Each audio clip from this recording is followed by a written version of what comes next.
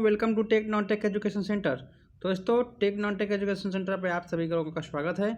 आज हम लोग पढ़ेंगे बायोलॉजी से इम्पॉर्टेंट टॉपिक है मानव स्वास्थ्य, पोषण और रोग। ठीक है दोस्तों, तो मानव पोषण और रोग से संबंधित जितने भी क्वेश्चन एग्जाम में पूछे जाते हैं, चाहे रेलवे हो, एसएससी हो, या फिर किसी टेक्निकल डिपार्टमेंट हो, या यूपी पीसीएल, या फिर यूपी पुलिस, यूपीएसआई, या एसएससी या फिर एयरफोर्स या बैंकिंग, इन सभी में तमाम क्षेत्रों में पूछे जाने वाले जो है मानव पोषण तथा रोग से संबंधित क्वेश्चन को लेकर आए हैं दोस्तों। तो आज हम लोग डिस्कस करेंगे इस इम्पॉर्टेंट क्वेश्चन, कम 20+ क्वेश्चन को हम लोग आज कवर करेंगे दोस्तों। अगर आप तैयारी करते हैं किसी एग्जाम के लिए तो दोस्तों आप 20 में से 15 क्वेश्चन यानी 15 क्वेश्चन करके दिखाइए, और अपने जितने क्वेश्चन सही किए हैं उस क्वेश्चन को जरूर कमेंट में जवाब दीजिए कि आपका कितना सही हुआ है। तो देखते हैं कि आपका कितना तैयारी पूरा हो चुका है और कितना बचा है। ठीक है दोस्तों, अगर आप हमारे चैनल पर नए हैं तो चैनल को सब्सक्राइब करिएगा और बेल आइकन जरूर दबाइएगा ताकि न्यू क्लास का नोटिफिकेशन आपको आसानी से मिल सके। दोस्तों, हमारे चैनल पर daily current affair, statistics, GK, biology, physics, chemistry, electronic की तैयारी अगर आप करना चाहते हैं तो हमारे यहाँ इलेक्ट्रॉनिक्स से इंजीनियरिंग की प्रॉपर क्लासेस, थ्योरी वाइज और प्रीवियस क्वेश्चन सीरीज को भी डिस्कशन कवर किया जाता है दोस्तों। तो दोस्तों बन रही है वीडियो के लास्ट तक, आज बहुत ही आनंद आने वाला है आज की क्लास में दोस्तों। तो आज की क्लास का आनंद लेते हैं दोस्तों। चलिए आज की क्लास को शुरू करते हैं। आज का सेशन है मानव पोषण और रोग। मानव पोषण और रोग से संबंधित हमारा पहला क्वेश्चन है दोस्तों। क्वेश्चन क्या कह रहा है, विटामिन डी के सर्जन में इनमें से कौन सा पाया जाता है। तो दोस्तों विटामिन डी के बारे में ये पूछ रहा है कि, या फिर ये कह सकते हैं कि क्वेश्चन में ये पूछा जा रहा है कि विटामिन डी का जो नाम है, एक और किस नाम जाना जाता है, वो है option number D, calciferol. Option number कौन सा सही है राइट आंसर दोस्तों? ऑप्शन नंबर इसका राइट आंसर है option number D, calciferol. Note कर लीजिएगा, वेरी वेरी इंपॉर्टेंट क्वेश्चन साथियों। आप इन क्वेश्चनों को हल्के मत लीजिएगा। अगर आप सच में अपने एग्जाम क्वालिफाई करना चाहते हैं, अपने सपनों को पूरा करना चाहते हैं दोस्तों, तो पेन कॉपी लेकर बैठिएगा। लापरवाही वही करता है जिसे अपने माँ बाप का सपना पूरा नहीं करना होता है, उसके में क्षमता नहीं होता है कुछ कर दिखाने का, वही लापरवाही करता है। अन्यथा नोट्स बनाइए, कॉपी पेन लेकर बैठिए। अगर जो क्वेश्चन आपको आते हैं उसे आप कमेंट में जवाब दीजिए, और नहीं आते तो उसे नोट करिए, और एग्जाम से पहले एक बार उसे नोट्स को आप रिवाइज करके जाइएगा दोस्तों। देखिए आपका क्वेश्चन धड़ा आएगा आपको एग्जाम में, कोई दिक्कत नहीं होने वाला, धुआं हो जाएगा दोस्तों। बस आप लास्ट तक बने रहिए दोस्तों और ध्यान से क्वेश्चन को अटेम्प्ट करिए। तो इस क्वेश्चन का क्या आंसर राइट है दोस्तों? इस क्वेश्चन का आंसर राइट है आपका ऑप्शन नंबर डी। ठीक है दोस्तों, आपको पता है इस ऑप्शन में एक रेटिनॉल है, ये विटामिन ए का नाम है। क्या है? विटामिन ए का नाम क्या है? रेटिनॉल। दोस्तों यह यकृत में भी पाया जाता है, और दोस्तों यकृत में विटामिन डी भी पाया जाता है, और दोस्तों ये गाजर में भी पाया जाता है। ठीक है दोस्तों, तो इस तरह से हम काफ़ी चीज़ों को डिस्कस करेंगे, काफ़ी चीज़ों को ऑप्शन सहित एक्सप्लेन करेंगे कि एक क्वेश्चन के इर्द गिर्द कितने क्वेश्चन बन सकते हैं दोस्तों। तो इसीलिए तो कह रहा हूँ कि आज का जो सेशन है बहुत ही शानदार होने वाला है और बहुत ही आनंद आने वाला है आज के क्वेश्चन को सॉल्व करके दोस्तों।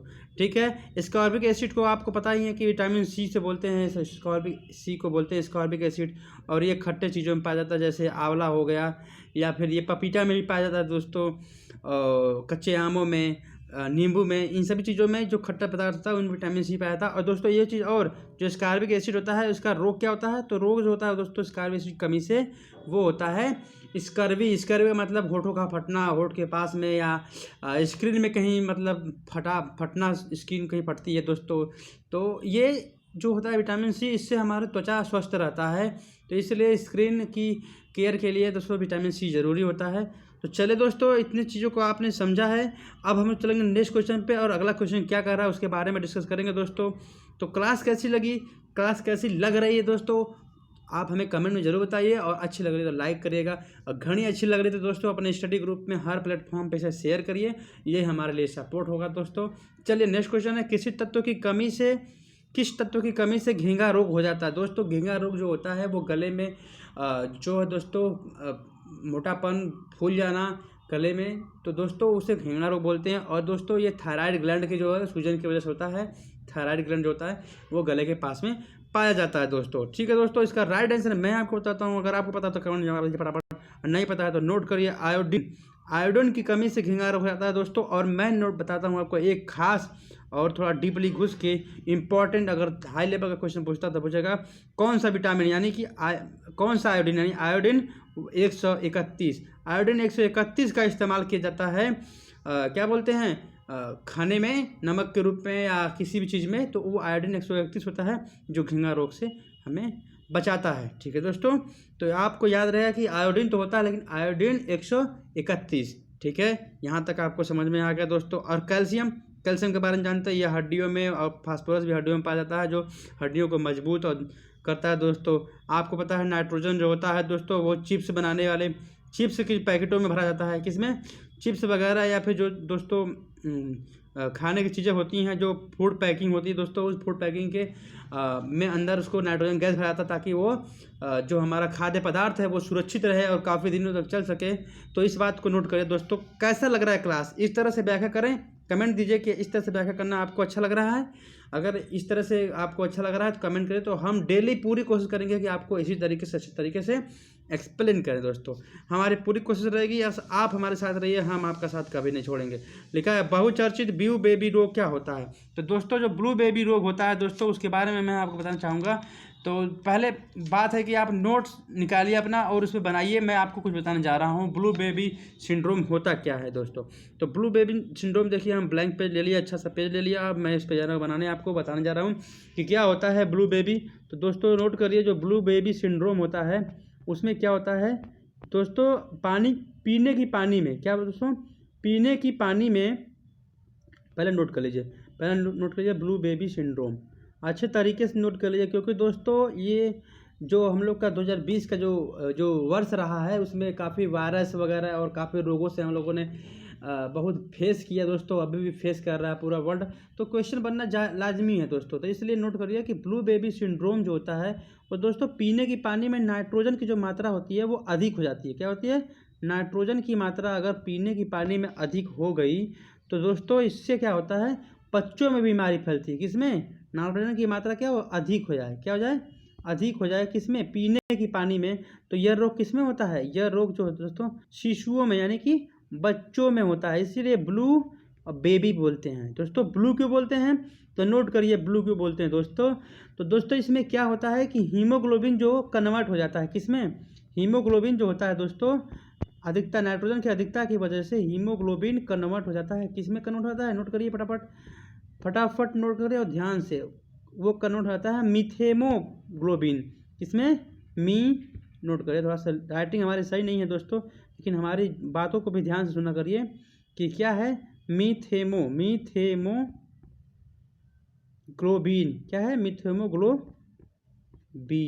ठीक है, मीथेमोग्लोबिन में कन्वर्ट हो जाता है। ठीक है, आप ऐसा करता हूँ, आप नोट कर रहे होंगे साथियों, उसमें ये जो हीमोग्लोबिन है वो कन्वर्ट हो जाता है। और इसकी वजह से होता क्या है, इसकी वजह से दोस्तों आपको पता ही है कि हीमोग्लोबिन का क्या कार्य होता है, वो ऑक्सीजन को हमारे हर शरीर में रक्त के माध्यम से पहुँचाता है हीमोग्लोबिन। तो क्या होता है यहाँ पे ऑक्सीजन जो होता है O2 इसका प्रवाह जो होता है वह रुक जाता है। क्या होता है, इसका प्रवाह क्या होता है, रुक जाता है। नोट करिए, प्रवाह क्या हो जाता है, रुक जाता है, जिसके कारण शरीर क्या होता है, नीला पड़ जाता है। बच्चों का जो शरीर होता है दोस्तों, नोट करें, जो शिशु यानी बच्चों का शरीर क्या होता है, नीला पड़ जाता है, नीला हो जाता है, यानी कि नीला हो जाने पर और उसकी क्या होता है, मृत्यु हो जाती है। क्या होती है, मृत्यु हो जाती है। ठीक है, आपने नोट कर लिया। और क्या होता है तो बच्चों की क्या होती है, मृत्यु हो जाती है। इसीलिए दोस्तों इसे बोलते हैं ब्लू बेबी सिंड्रोम। क्या बोलते हैं, ब्लू बेबी सिंड्रोम बोलते हैं दोस्तों। इस रोग को आप याद रखेंगे कि नाइट्रोजन की मात्रा क्या हो जाती है, वो ज़्यादा हो जाती है, किसमें, पीने की पानी में।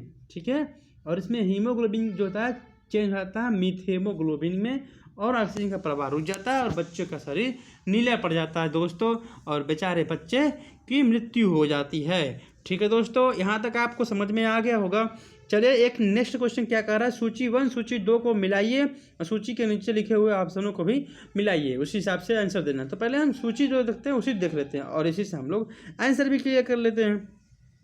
अब हम आपसे पूछ रहे हैं, आप भी हमसे पूछिए कि मतलब इसमें ऑप्शन मतलब पूछिएगा, मतलब ये है कि आप क्वेश्चन को ध्यान से देखिए। कह रहा है मलेरिया, फाइलेरिया, एंसीफिलाटिस और ल्यूकीमिया। ठीक है, अब आप इन सब क्या है, रोग हैं, क्या है, रोग है, और इधर क्या है, वो उससे क्या प्रभावित हो जाता है, कौन सा अंग प्रभावित हो जाता है दोस्तों, वो उसके बारे में कहा है।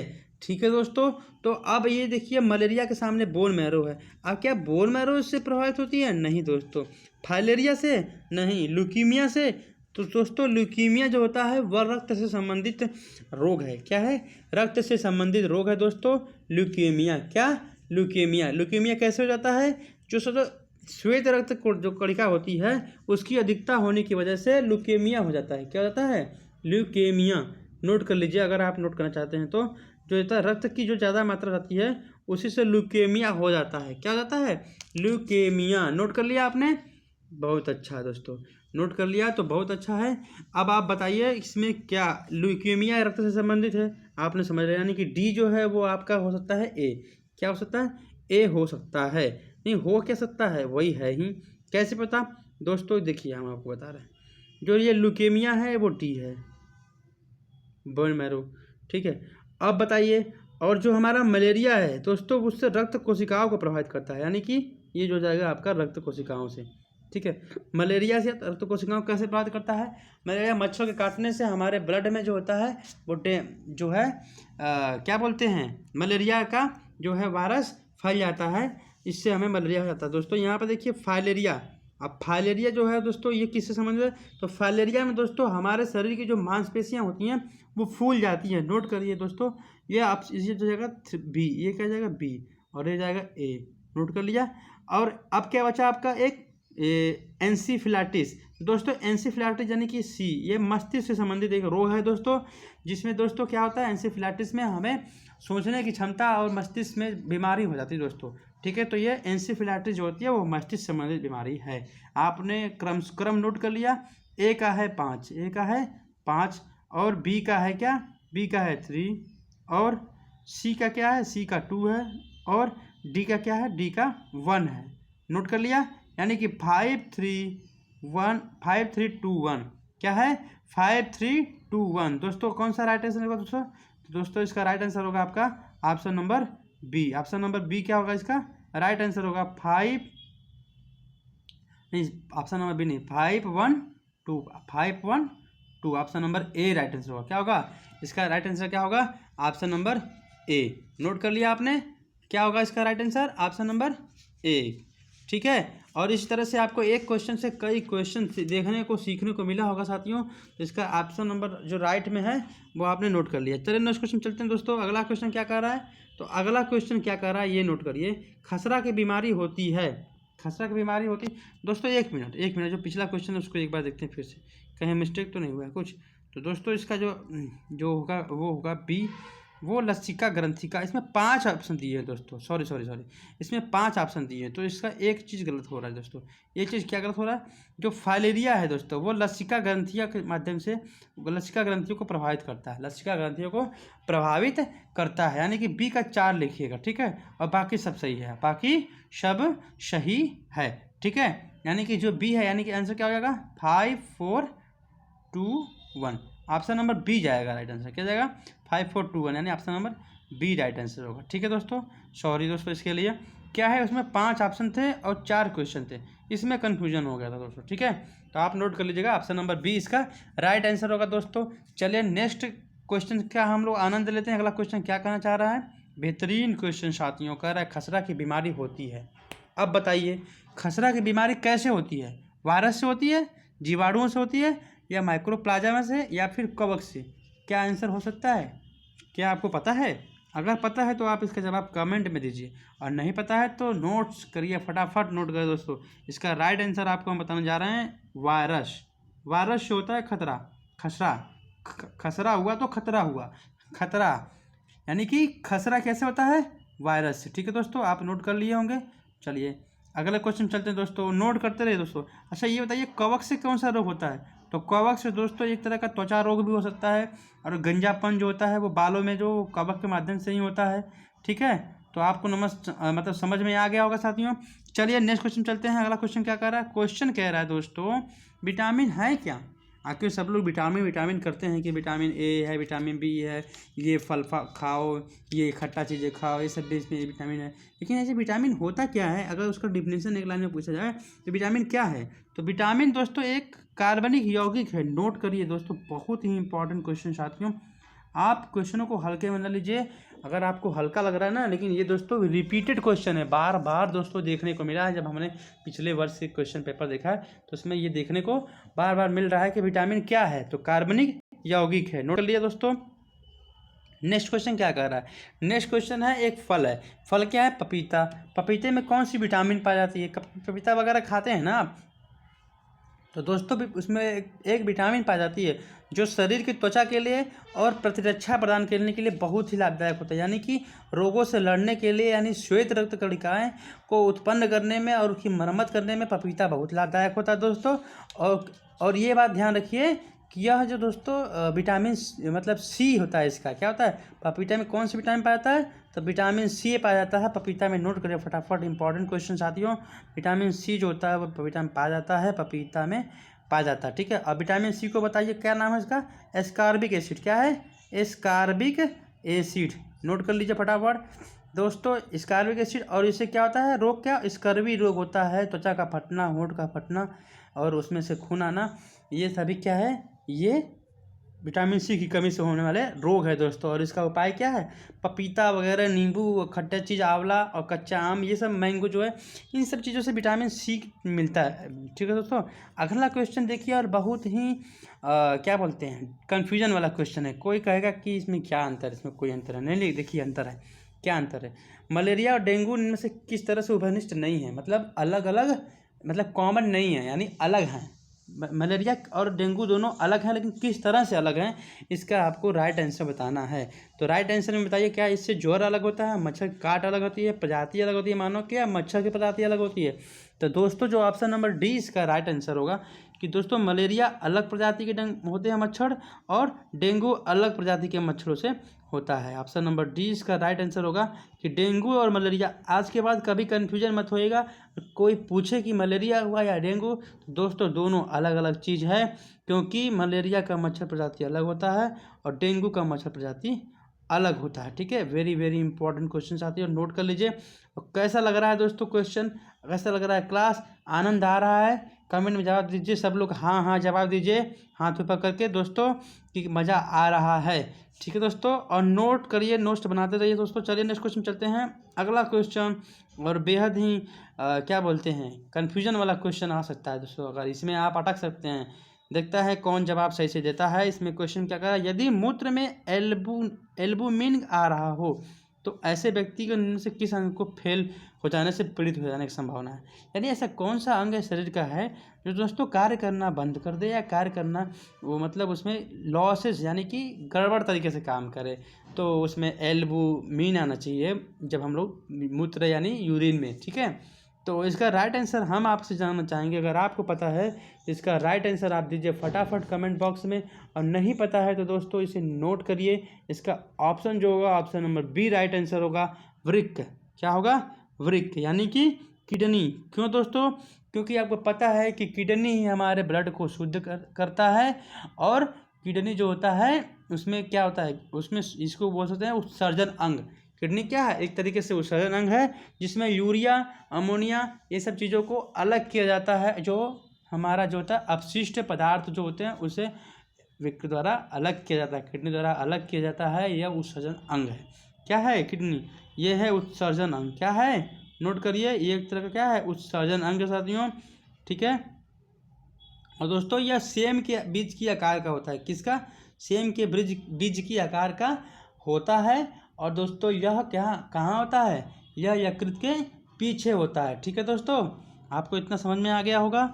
और वृक्क का कार्य मैंने आपको बता दिया, यह अपशिष्ट पदार्थों को अलग करता है, यानी ब्लड की शुद्धिकरण करता है दोस्तों, और उसमें से यूरिया और अमोनिया और ये अन्य चीज़ों को, लवड़ों को बाहर करता है, यूरिया, ठीक है, मतलब अपशिष्ट पदार्थों को बाहर करता है, ठीक है। तो काफ़ी इंपॉर्टेंट हमारा ये शरीर का पार्ट है, उत्सर्जन अंग है ये, ठीक है। नेक्स्ट क्वेश्चन चलते दोस्तों। नेक्स्ट क्वेश्चन क्या कह रहा है, तो अगला क्वेश्चन कह रहा है दोस्तों, अगला क्वेश्चन फिर शानदार क्वेश्चन है। एक क्वेश्चन से कई क्वेश्चन सीखने को यहाँ मिलेंगे, लेकिन हाँ कभी सीखने को मिलेंगे जब भी आपका ध्यान यहाँ होगा पूर्ण रूप से, ठीक है। तो अगर आपका ध्यान यहाँ है तो इस क्वेश्चन को पढ़िए ध्यान से। सूची 1 को सूची 2 से मिलाइए। सूची 1 में क्या कह रहा है, रोग दिया है, और सूची 2 में उसके किससे वो रोग होता है उसके बारे में दिया है। ठीक है, तो क्या होता है मलेरिया, किसके कारण होता है, पोलियो किसके कारण होता है, तपेदिक और दाद, इन सभी चीज़ों के बारे में आप फटाफट बताइए। पहले क्वेश्चन को सही ढंग से पढ़िए, क्योंकि एग्जाम में जो बच्चा क्वेश्चन को सही ढंग से पढ़ता है उसको आंसर लाने में टाइम नहीं लगता है दोस्तों। तो चलिए दोस्तों, इसमें क्या कह रहा है, इसमें ये कह रहा है आपको कि जो मलेरिया होता है वो कैसे होता है। तो दोस्तों मलेरिया को बताता हूँ आपको, मलेरिया होता है प्रोटोजोआ से। कैसे होता है, प्रोटोजोआ के से मलेरिया होता है। नोट करिए फटाफट, क्या होता है, प्रोटोजोआ से मलेरिया होता है, यानी कि जो प्रोटोजोआ है वो ए हो जाएगा। ठीक है, और पोलियो कैसे होता है दोस्तों, तो पोलियो जो होता है दोस्तों वो किससे होता है, वायरस। पोलियो क्या है, वायरस जनित रोग है। ठीक है, नोट करिए, जो वायरस है वो बी हो जाएगा। और तपेदिक, तपेदिक कैसे होता है, यानी टीबी। तपेदिक कैसे होता है, तो तपेदिक जो होता है दोस्तों वो होता है जीवाणुओं द्वारा, यानी कि ये सी हो जाएगा, जीवाणु। और दाद तो पता है आपको, कवक, मैंने आपको बताया भी कि दाद हो या गंजापन हो, ये सब चीज़ें जो होती है, खुजली हो, ये सभी चीज़ें कवक के माध्यम से होता है। ठीक है, कवक के माध्यम यानी कवक द्वारा ये रोग होता है। ठीक है दोस्तों, इस तरह से आपका आंसर किया जाएगा 4 3 2 1, 4 3 2 1, यानी कि option number A right answer होगा दोस्तों। इसका क्या आंसर राइट होगा, ऑप्शन नंबर ए इसका राइट आंसर होगा। 4 2 3 1। ठीक है, नोट कर लीजिए फटाफट। चलिए दोस्तों, इसमें आपको क्या क्या सीखने को मिला है, आप अगर नोट कर रहे हैं तो आपके पास एकदम बेहतरीन नोट्स तैयार होगा दोस्तों। क्वेश्चन बैंक की तरह पूरा तैयार हो जाएगा। आपको एग्जाम से पहले इसको पढ़ के जाएंगे ना, एग्जाम में आप धुआं धुआं मचा देंगे दोस्तों। एकदम हकीकत बात बता रहा हूँ, दिल से बता रहा हूँ कि अगर आप इन क्वेश्चनों को सही से नोट कर लिया। ठीक है दोस्तों, और हाँ, मैं पूरी कोशिश कर रहा हूँ कि इस क्वेश्चन के इर्द गिर्द कितने क्वेश्चन पूछे जाते हैं वो भी आपको बताऊँ। ठीक है, तो चलिए दोस्तों, क्लास अच्छी लग रही हो तो क्लास को लाइक जरूर करिएगा। और नेक्स्ट क्वेश्चन में चलते हैं दोस्तों। क्या नेक्स्ट क्वेश्चन कर रहा है, विटामिन जो खट्टे फलों में पाया जाता है चर्म रोग स्वस्थ करने में जरूर होता है। देखिए दोस्तों, कितनी अच्छी बात बोला, क्वेश्चन में ही 2-3 आंसर मिल गए भाई। क्वेश्चन में जो है ना उसी में कुछ आंसर मिल गए आपको, यानी इन क्वेश्चन से ही कई क्वेश्चन बन जाते हैं एग्जाम में। इसमें पहली बात कर दिया, खट्टे फलों से विटामिन पाया जाता है, और उसमें चर्म रोग को, जो खट्टा फल वाला चर्म रोग के लिए फ़ायदा होता है, ये भी कर दिया। अब इसमें कौन सा विटामिन पाया जाता है ये बताइए आप, हमें पता है आप इसका आंसर दे पाएंगे, आराम से दे पाएंगे, क्योंकि मैंने आपको अच्छे तरीके से एक्सप्लेन करके बताया है। जब मैं बताता हूँ अगर आप ध्यान सुनते हैं ना तो आप भूल नहीं सकते दोस्तों।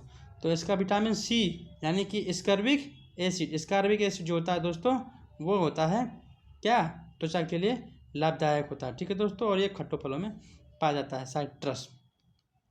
नेक्स्ट क्वेश्चन, अगला क्वेश्चन क्या कह रहा है, अगला क्वेश्चन विटामिन से ही है, क्योंकि हम लोग पढ़ रहे हैं पोषण और रोग। तो पोषण में विटामिन होता है, और रोग में किस वायरस से, किस जीवाणु द्वारा कैसे होता है, कवक द्वारा, उन रोग के बारे में भी पढ़ रहे हैं और उनसे संबंधित क्वेश्चन के बारे में भी पढ़ रहे हैं, और विटामिन भी पढ़ रहे हैं। विटामिन आपको बताइए कि कार्बनिक यौगिक का। तो थायमिन क्या है, तो थायमिन दोस्तों एक जो विटामिन बी होता है, बी कॉम्प्लेक्स का एक पार्ट है, विटामिन B1। विटामिन B1 जो होता है दोस्तों उसे बोलते हैं थायमिन। क्या बोलते हैं, थायमिन बोलते हैं विटामिन बी को। इस तरह से आपका इसका राइट आंसर क्या होगा दोस्तों, तो इस तरह इसका राइट आंसर आपका होगा थायमिन, ऑप्शन नंबर जो है डी। और दोस्तों आपको मैं बता दूं, विटामिन सी को पता ही है, स्कार्बिक एसिड। और विटामिन 2 को क्या बोलते हैं दोस्तों, इसको बोलते हैं राइबोफ्लेविन। क्या बोलते हैं, नोट करिए फटाफट। विटामिन बी को बोलते हैं राइबोफ्लेविन। क्या है, फ्लेविन। आप नोट कर रहे हैं ना, नहीं नोट करेंगे तो बहुत पछताएंगे। ठीक है साथियों, तो राइबोफ्लेविन होता है विटामिन B2 को नोट कर लिया। अब विटामिन 6 का नोट करिए, तो विटामिन 6 का क्या नाम है, पायरिडॉक्सिन। क्या नाम है, पायरिडॉक्सिन। जो चीज़ें बता रहा हूँ दोस्तों ये पक्का आपको एग्जाम में 1 नंबर दिलाएगा दोस्तों, पक्का ये आपके एग्जाम में टपकने वाला है, और आप इसको अच्छे तरीके से करके आने वाले हैं। ठीक है दोस्तों, आप नोट कर लिया, विटामिन बी जो होता है पायरिडॉक्सिन, विटामिन 2 जो होता है, विटामिन B2 जो होता है राइबोफ्लेविन, और विटामिन B1 जो होता है वो थायमिन। ठीक है दोस्तों, इस तरह से आपको समझ में आ गया होगा। ठीक, चलिए नेक्स्ट क्वेश्चन चलते हैं। इस तरह चारों आंसर को आप, चारों ऑप्शन को आपने चीज क्या बोलते हैं, चारों ऑप्शनों का आपने क्या कर दिया, पोस्टमार्टम कर दिया अच्छे तरीके से। आपको कोई दिक्कत नहीं, कोई कंफ्यूजन नहीं होना चाहिए साथियों। नेक्स्ट क्वेश्चन क्या कह रहा है उसके बारे में हम लोग जरूर पढ़ना चाहेंगे कि अगला क्वेश्चन क्या कह रहा है, और ये देखते हैं। फिर से आया आपके लिए एक क्वेश्चन में कई क्वेश्चन, हमने ये जानबूझ के इस तरह के क्वेश्चन ले आए हैं क्योंकि ये पहली बात तो इम्पॉर्टेंट है। दूसरी बात कि एक क्वेश्चन से कई क्वेश्चन का आंसर आपको आराम से आ जाएगा छात्रों, ठीक है। तो आपको ये क्वेश्चन पसंद आ रहे हैं? अगर हाँ पसंद आ रहे हैं इस तरह के क्वेश्चन तो आप कमेंट में जवाब दीजिए यस, सभी लोग यस लिखिए और जवाब दीजिए कि आपको इस टाइप के क्वेश्चन समझ में आ रहे हैं, पसंद भी आ रहे हैं, ठीक है साथियों। तो क्वेश्चन में क्या कर रहा है, सूची 1 को सूची 2 से मिलान करना है और इधर दिया है विटामिन और इधर दिया है उसकी कमी से रोग क्या हो जाता है, कौन सा रोग हो जाता है, ठीक है साथियों। तो इसका आप हमको मिलान बताइए, अगर मिलान आपको पता है तो फटाफट कमेंट सीक्वेंस में लिख कर दीजिए जवाब, और नहीं पता है तो ध्यान से क्वेश्चन को पढ़िए। कह रहा है रेटिनॉल, तो रेटिनॉल क्या होता है दोस्तों आपको पता है? रेटिनॉल जो होता है वो विटामिन ए होता है। क्या होता है? विटामिन ए जो होता है वो रेटिनॉल होता है दोस्तों। और विटामिन ए की कमी से कौन सा रोग होता है? विटामिन ए की कमी से होता है रतौंधी, यानी दिखाई न देना, ठीक है। आँखों वाली प्रॉब्लम होती है दोस्तों, क्या होती है?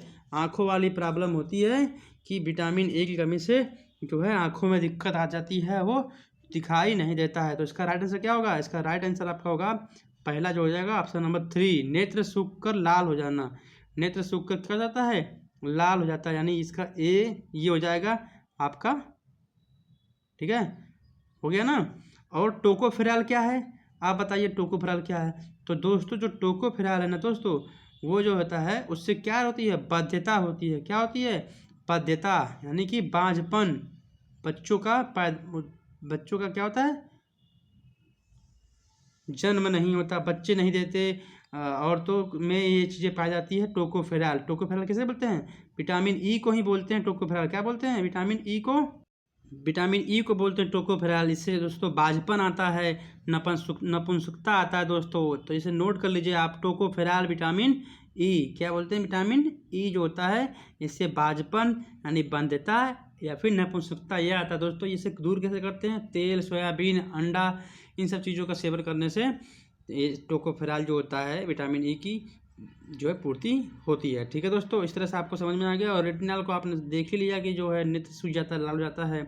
साइनोकोबालामीन दोस्तों, साइनोकोबालामीन से क्या होता है दोस्तों? साइनोकोबालामीन जो होता है दोस्तों वो एक प्रकार का क्या है? ये विटामिन है दोस्तों। और विटामिन का मतलब क्या, उससे क्या होता है? तो उससे दोस्तों होता है जो साइनोकोबालामीन जो होता है दोस्तों, उससे क्या होता है? जो है एनीमिया या फिर रक्त अल्पता, एनीमिया या फिर रक्त अल्पता हो जाता है दोस्तों, ठीक है। यानी कि घातक रक्त अल्पता इसका राइट आंसर हो सकता है। इसका राइट आंसर क्या हो सकता है? घातक रक्त अल्पता हो सकता है, ठीक है दोस्तों। इसे आप नोट करिए फटाफट। इसे एनीमिया भी होता है, एनीमिया या फिर क्या, नोट करिए, नोट कर रहे हैं कि नहीं? ये है आपका सी और ये है आपका, इसका आंसर भी सी, ठीक है। साइनोकोबालामीन, साइनोकोबालामीन जो होता है B12 बोलते हैं। क्या बोलते हैं इसे? B12, नोट कर लीजिए। B12 जो होता है वो साइनोकोबालामीन होता है। और इससे क्या होता है? इससे जो होता है दोस्तों घातक अल्पता होती है, रक्त अल्पता या एनीमिया होता है। आशा करता हूँ आप नोट कर रहे होंगे। आप ध्यान से देखिए, घिचपिच ना करिएगा, गलत ना करिएगा दोस्तों। अगला जो एक ऑप्शन बचा है, सिर्फ एक ही ऑप्शन बचा है, वो क्या है? पायरिडॉक्सिन। क्या है? पायरिडॉक्सिन जो होता है दोस्तों, इससे दोस्तों क्या होता है? चर्म रोग होता है, पेशियों में ऐंठन, एनीमिया, ये सारे रोग पायरिडॉक्सिन में होता है। तो जो है मानसिक व्याधि, यानी जो है मानसिक जो है समस्याएं भी इससे क्या होती है? पायरिडॉक्सिन से होती है। तो नोट करिएगा, पायरिडॉक्सिन जो होता है विटामिन सी होता है। क्या होता है? विटामिन B6, सॉरी सी नहीं, विटामिन B6 जो होता है उसे बोलते हैं पायरिडॉक्सिन। और ये क्या होता है? मानसिक व्याधि, मतलब जो होता है टेंशन, दिमागी टेंशन जो होता है, दुख जो होता है दिमागी, वो होता है, यानी कि पेशियों का ऐंठन, ये भी कह सकते हैं। तो नोट करिए, जो मैं बोल रहा हूँ वो भी और जो मैं लिख रहा हूँ वो भी, दोनों चीज़ को नोट करिए। और हमें पूरा विश्वास है आपको ये इस टाइप के क्वेश्चन बहुत ज़्यादा पसंद में आ रहे होंगे। और मैं अगली हर क्लास में ऐसे क्वेश्चनों को जो इम्पोर्टेंट हो और बेहतरीन व्याख्या कर सकें, उन सभी क्वेश्चनों को लेकर आपके पास आएंगे साथियों। और हम लोग आज की क्लास को बेहतरीन इन्जॉय करेंगे, इतना इन्जॉय करेंगे दोस्तों कि आप पूछिए मत, आप आनंद ही आनंद आ जाएगा दोस्तों। इसका राइट आंसर मैं आपको बताता हूँ क्या होना चाहिए। तो इसका जो राइट आंसर है दोस्तों वो होगा आपका ऑप्शन नंबर बी होगा दोस्तों। ऑप्शन नंबर क्या होगा इसका राइट आंसर? राइट आंसर होगा आपका ऑप्शन B। 3, 4, 1, 2 क्वेश्चन को, वीडियो को पूछ करके आप नोट कर सकते हैं। और हाँ, अगर आप नोट्स नहीं बना रहे हैं ना, तो हम नहीं जानते, एग्जाम नहीं निकलेगा आपका, पक्का नहीं निकलेगा। अगर आप नोट्स नहीं बना रहे हैं, अच्छे तरीके से पढ़ नहीं रहे हैं, तो आपका निकल। दोस्तों, क्या आप में इतनी ताकत नहीं है कि आप खुद की हेल्प ना कर सके, अपने माँ बाप की हेल्प ना कर सके, उनके सपना को ना पूरा कर सके? आप नोट्स नहीं बना सकते? जब नोट्स बनाएंगे एग्जाम से पहले, इसको रिवीजन करके जाएंगे दोस्तों, हम आपसे प्रॉमिस करते हैं आप धुआं मचा देंगे, क्वेश्चन को एकदम चीर फाड़ कर देंगे। साथियों, क्वेश्चन डरेगा आपसे एग्जाम में, लेकिन आप हमारे साथ मन लगा के बने रहिए दोस्तों। और क्लास अच्छी लग रही है तो उसको लाइक करिएगा और सब्सक्राइब जरूर करिएगा दोस्तों। और हाँ, हमारे सपोर्ट के लिए दोस्तों प्लीज़ हमारे वीडियो को, क्लास को ज़्यादा से ज़्यादा लोगों के पास शेयर करिए स्टडी ग्रुप में। नेक्स्ट कहा है मलेरिया से प्रभावित होने वाला अंग। अब बताइए ऐसा कौन सा अंग है जो मलेरिया से प्रभावित होता है? आप तो कहेंगे मलेरिया में मच्छर काट लेते हैं, तो जहाँ भी काटते हैं वहाँ पे सूजन हो जाती है, खुजली होने लगता है। तो ये तो आम बात है, ये तो मतलब एक तरीके से मजाक हो गया। लेकिन इसमें सबसे ज़्यादा प्रभावित कौन सा अंग होता है दोस्तों? तो इसका राइट आंसर होगा option number D. Option number D क्या है? प्लीहा, तिल्ली जिसे बोलते हैं दोस्तों। अपना शरीर में तिल्ली वगैरह देखा होगा, प्लीहा, वहाँ पे क्या होता है, वो प्रभावित होता है। नोट कर लीजिए, वेरी वेरी इंपॉर्टेंट साथियों, नोट कर लिया आपने। और आपको पता है कि ये फेफड़ा में क्या होता है? फेफड़े में जो होता है हमारा जो रक्त का जो है शुद्धिकरण होता है, और जो तक जो कार्बन डाइऑक्साइड को अलग कर दिया जाता है। ठीक है दोस्तों, आपको समझ में आ गया? तो प्लमनरी जो होता है, प्लमनरी जो धमनियाँ होती है दोस्तों, फुफ्फुस धमनी, वो अशुद्ध रक्त को ले जाती है, उसमें से ऑक्सीजन की मात्रा को कम मतलब अलग करवाती है फेफड़े से, और फिर शुद्ध जो है रक्त जो है जो नसों द्वारा हमारे अलग जो है हृदय के अलग चैम्बर में से होकर पूरे जो है महाधमनी के माध्यम से पूरे शरीर में जाता है दोस्तों। इसको हमने अच्छे तरीके से पिछले क्लास में बता रखा है आपको, एक फिगर बनाकर चौचक कितने जो है चैम्बर होते हैं हृदय में, और कितने वाल्व होते हैं, कौन सी धमनी से शुद्ध जाता है, कौन से अशुद्ध जाता है, किस धमनी से पूरे शरीर में रक्त जाता है, हमने एकदम पूरा डीपली अच्छे तरीके से बताया है। तो अगर आप पिछली क्लास को नहीं देखें दोस्तों, तो पिछला सभी क्लास को देखिए दोस्तों। अगर आप सभी क्लासों को देख लेते हैं एक तरफ से और नोट्स बना लेते हैं ना, हम आपसे प्रॉमिस कर रहे हैं, हम 100% आपकी सफलता मिलेगी और आपको बायोलॉजी में कोई दिक्कत नहीं होगा। हमारा उद्देश्य इस बायोलॉजी क्लास कराने का मतलब यही है कि आपको उन तमाम क्वेश्चन जो इम्पोर्टेंट है और बार बार एकदम घूम फिर के बार बार वही क्वेश्चन आता रहता है एग्जाम में, हम उन क्वेश्चनों को आपको लेके आए हैं कि आप इतने क्वेश्चन ही पढ़ लिए ना मेरे द्वारा अच्छे से व्याख्या को सुन लिए ना दोस्तों, तो आपको कोई नहीं रोक सकता आपको सफलता प्राप्त करने में साथियों। तो देखिए यहाँ पे आपको समझ में आ गया होगा। चलिए नेक्स्ट क्वेश्चन चलते हैं। अगला क्वेश्चन क्या कह रहा है, तो अगला क्वेश्चन के बारे में देखते हैं। अगला क्वेश्चन कह रहा है आपका कि एंथोबिया निम्न का डर है। मतलब एंथोबिया एक प्रकार से डर वाला रोग है, डर वाला। तो ये किस टाइप का डर है? अधिकारी का डर को एंथोबिया बोलते हैं, पुष्पों का या अग्नि का या कुत्तों का? तो दोस्तों आप एंथो से आप समझ सकते हैं कि पुष्पों का अध्ययन किया जाता है। तो एंथोफोबिया यानी फूलों से आपको डर लगे। ये भाई देखिए, अब ये फूलों से भी किसी को डर लगता है क्या? अजीब सा रोग है। क्या बताएं, फूलों से तो लोग अट्रैक्ट होते हैं, उनसे फूलों से प्यार करते हैं, फूल लगाते हैं, और फूल को लोग को मना करते हैं कि आप फूल मत तोड़ा करिए, फूल देखने में सुंदर लगता है, तोड़ना नहीं चाहिए दोस्तों। और फूल से डर भी लगता है हमें, तो आज पहली बार, और आपको भी लग रहा होगा पहली बार। ठीक है दोस्तों, बट इसे नोट कर लीजिए, क्योंकि देखिए RAS और RTS में 99 पूछा गया है, और पिछले क्वेश्चन में एग्जाम में भी पूछा जा रहा है कि एंथोबिया क्या है? फूलों का डर है। अगर इस टाइप का क्वेश्चन आता है तो काफ़ी लोग इसको छोड़ेंगे, लेकिन आप नहीं छोड़ेंगे। नेक्स्ट क्वेश्चन कर रहा है कि कोबाल्ट 60 आमतौर पर विकिरण चिकित्सा में प्रयुक्त होता है दोस्तों, क्योंकि यह क्या क्वेश्चन करता है दोस्तों? कोबाल्ट 60 जो होता है वो कैंसर के ट्रीटमेंट में, यानी किस टाइप का कैंसर? रक्त कैंसर। नोट करिए, कोबाल्ट जो 60 होता है, कोबाल्ट 16, वो किस टाइप के कैंसर में मतलब सहायता करता है उसको इलाज में? तो रक्त कैंसर यानी ब्लड कैंसर जो होता है उसमें सहायता करता है कोबाल्ट 16। और ये क्या करता है? ये गामा किरणें जनरेट करता है। क्या करता है? गामा किरणें इससे निकलती हैं। ऑप्शन नंबर सी इसका राइट आंसर होगा। वेरी वेरी इंपॉर्टेंट, आप स्टार बना लीजिए दोस्तों, स्टार तो जरूर बना लिया करिए, क्योंकि बहुत ही इंपॉर्टेंट क्वेश्चन है साथियों ये।